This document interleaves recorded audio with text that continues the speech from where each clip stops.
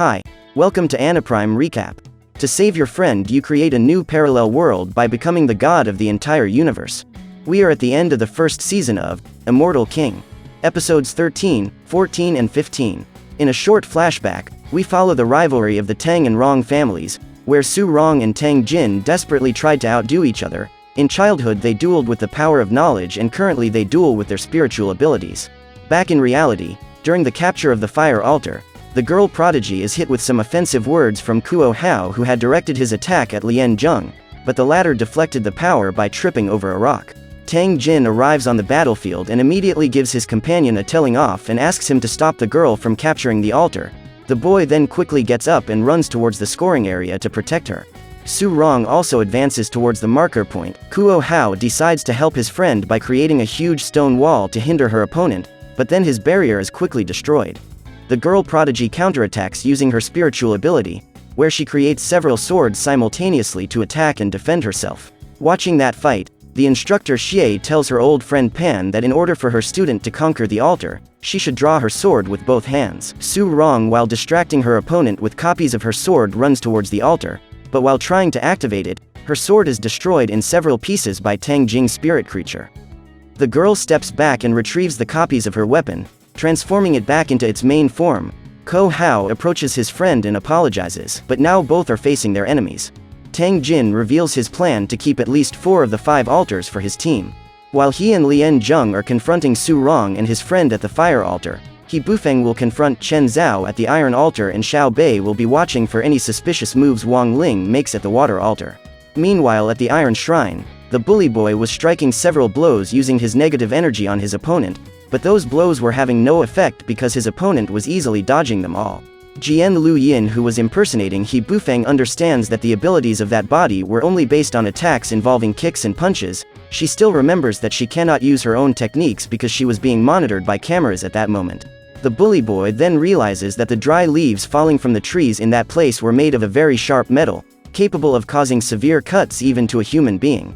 He then has the idea to absorb all those blades into his negative energy spheres and then shoot them all into a huge tornado in the direction of his opponent. Chen Zhao at that moment remembers his childhood and the beginning of his training with his father. The boy immediately puts all his strength into his spiritual sword to defend himself from that huge attack. Even though he succeeds with his incredible defense, he is still hit by numerous leaves and ends up suffering cuts on his arms. He Bufeng, looking at that situation, increases the density of his power to see how far the boy can defend himself from his immense negative power.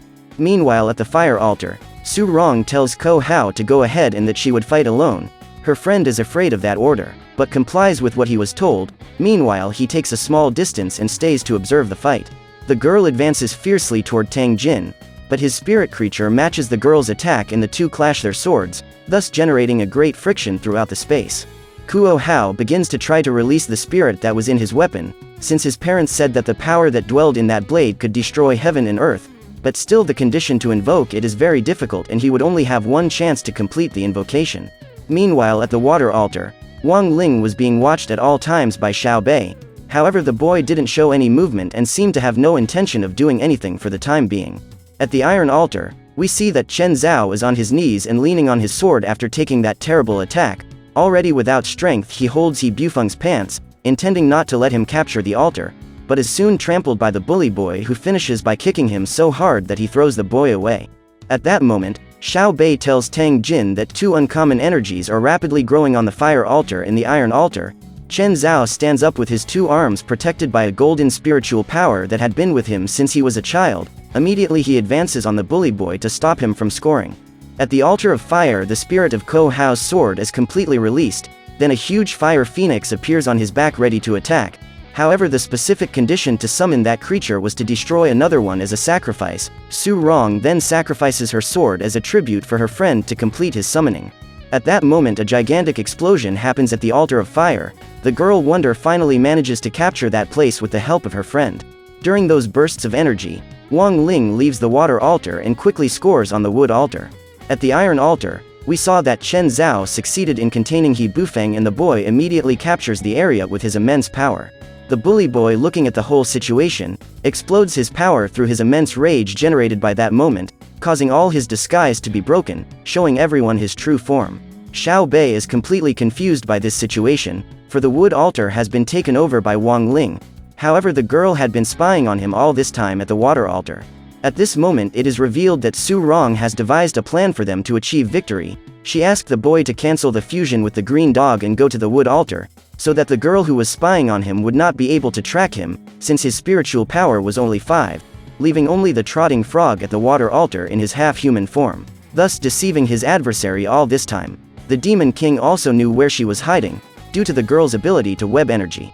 The girl was at a complete disadvantage because her power was only effective against humans. Kuo Hao, who was standing next to Su Rong, tells his companion to split up and help capture the remaining altars. The boy then goes to the metal altar to find out what happened to his friend Chen Zhao and asks his friend to meet Ling at the earth altar. At this moment the protagonist's father watches his son through the cameras, and even though he is approaching a probable victory, he is anxious because in view of all the events that the boy went through during the championship, he runs the risk of not containing his emotions and ending up releasing his true power.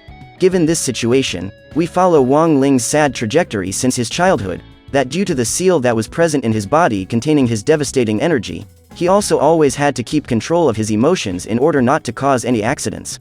So the boy this whole time was deprived of feeling any feelings in his trajectory, such as the feeling of winning or losing, joy or sadness, and finally, the gigantic thrill of having, for the first time in his whole life, friends by his side.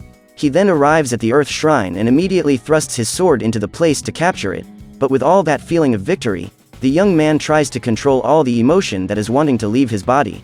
At that moment Su Rong approaches him and holds his hands, and they manage to conquer the last altar. The trotting frog, after scaring Xiao Bei to death with his horrifying human form, realizes that Wang Ling couldn't contain his emotions and quickly runs to the boy to try to help him. Kuo Hao arrives at the metal altar and comes across Chen Zhao, extremely wounded and fainted. His friend was still tied by red ribbons around a tree. He then manages to get his friend out of the bonds and calls for help to everyone watching on camera. Instructor Xie explains that in that place there was a seal that provided protection for all the students, and that to destroy it one would need at least a level 3 golden pill.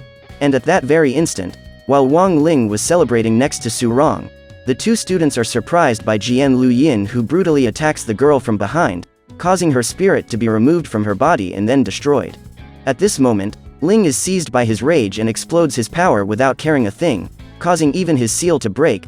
The boy gets scarlet eyes and without thinking advances on the leader of the criminal group to defeat her at any cost. The Demon King arrives on the scene and uses his power to freeze time, making sure that that big explosion is not fatal to everyone in that place and to the people monitoring the fights.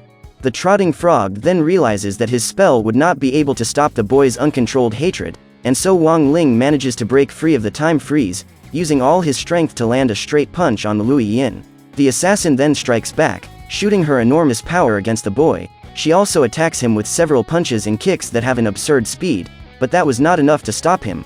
The boy then strikes back with another extremely powerful punch, throwing his opponent away. Ling strikes several physical and magical blows against his opponent. His movements are so fast in the air that he teleports every second, and just as he has concentrated his energy in his hands to strike the final blow, he remembers Su Rong and immediately removes that look of hatred and anger from his face and walks over to the girl with the intention of healing her wound.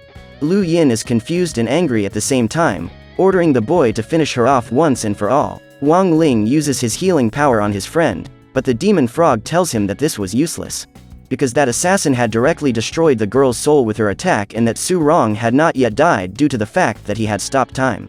The green dog also says that after undoing his spell, the girl would be completely dead.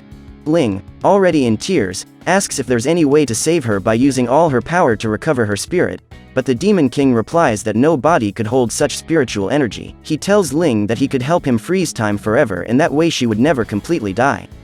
Wang Ling rejects the idea of the trotting frog and with Su Rong in his arms decides that that world must be restarted.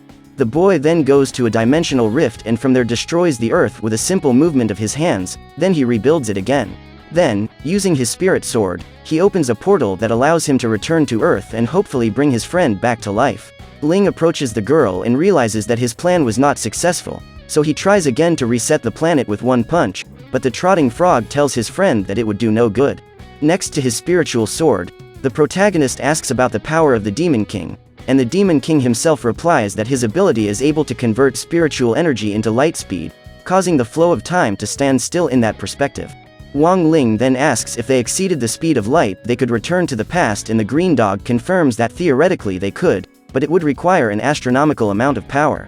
The boy then stands up and with his hand up says that he will use his energy to carry out this new plan. Then we see a giant mass of energy that Ling controlled in space.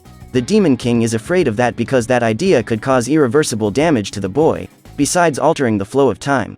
He then doesn't care about any consequences, he just wanted to bring his friend back to life. The trotting frog, seeing his determination, decides to help him, and they both merge again to perform the technique of going back in time together. After a flash of light, we follow Ling on his first day of high school. He arrives at school and is surprised by two seniors who threaten him and ask for his money, but this time, he is saved by Chen Zhao and Kuo Hao, who teach the bullies a lesson. The confused boy then gives them a note of money as a token of thanks, but wonders why he is doing this. Later in the spell class, the students are learning about a control technique called false impression. At that moment, the protagonist mistakes a classmate for Su Rong. On the way home from a class, Ling comes across a limousine on the street and immediately rushes to it, but when he gets very close, he discovers that who was in the car was Tang Jin and his friend Xiao Bei. We learn that this world, where the protagonist led a quiet life, was created from the junction of his powers and the trotting frog. However, this new universe constantly absorbs the energy of the old world, meaning that the old reality would be destroyed. At that moment, we are taken to the underworld where we see the great king who judges the spirits of the dead, one of his servants bringing him Su Rong's soul, and while they are trying to solve that problem, the girl ends up waking up in the underworld, and immediately those entities try to calm her down, saying that it was just a dream. Back in the new world, we saw that Ling really did lead a completely normal life, without monster fights, without a group of assassins, without school rivalries, and without the hero Zhou Yi, who in this reality was just an amusement park employee. That day the boy and his friends went to discover their futures with the great statue that made revelations, but when he puts his hand into the mouth of the monument, he receives no sign, and then that stone construction begins to crack instantly.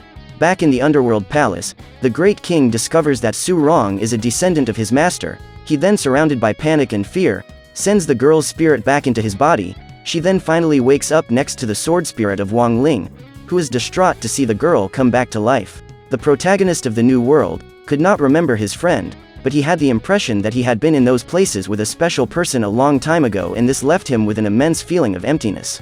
In the reality of chaos and destruction, the spirit creature tells the girl everything that has happened up to that moment, who is happy to know that Ling did all that just to bring her back. She asks the spirit how they can reverse the situation, and he says that Wang Ling has entered a chaos mode, becoming the creator god of another reality, so they would need to wake him up and destroy that new universe. The guardian spirit returns to its sword form, and Su Rong wields it in her hands and advances towards the energy core where Ling was. She dodges several rays that were causing immense destruction, and in the end manages to drive the sword into her friend's spectrum, causing him to awaken from that parallel reality. In this instant we are taken to the very moment when Chen Zhao manages to defeat He Bufeng at the metal altar, but just as Jian Lu Yin was about to reveal her true identity, Wang Ling strikes her from afar with the palm of his hand, causing the villain to be buried in the ground.